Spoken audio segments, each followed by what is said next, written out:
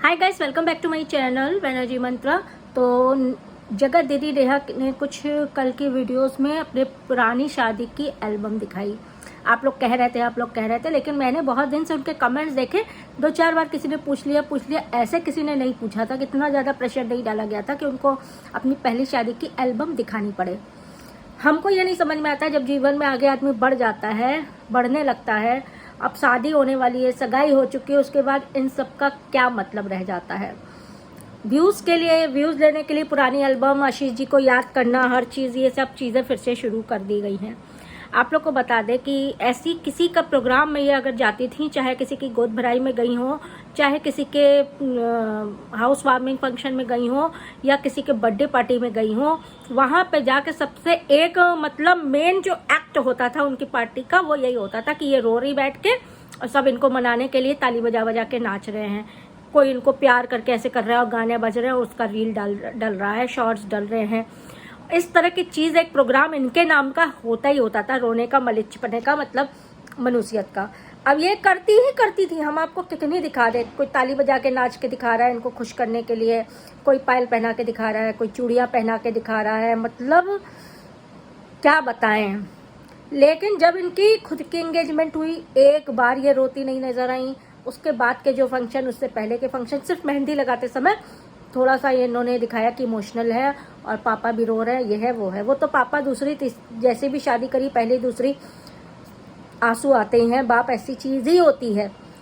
तो ये सब चीजें जब देखने के बाद अब आगे इतना शान शौकत से बढ़ रही हैं, एक बार भी मतलब बहुत ही फैमिलियर है ये, कहीं भी झिझक नहीं है, कुछ भी नहीं है। जिस हिसाब से ये आके मंडप पे बैठी एंगेजमेंट के लिए, गोद भराई के लिए, जिस हिसाब से सब ये की सबकी नहीं है, कहीं ना कहीं इसी पे लोग कह रहे कि सुमित जी को ये काफ़ी दिन से जान भी रही हैं, सब कुछ। तभी इतना आदमी कंफर्टेबल होता है, नए अनजान शख्स के साथ दूसरी शादी में इतना कंफर्टेबल नहीं होता है। उसके बाद ये अब ये वीडियो जो निकाली है इन्होंने शादी की, उसको निकालने का क्या मकसद हो सकता है।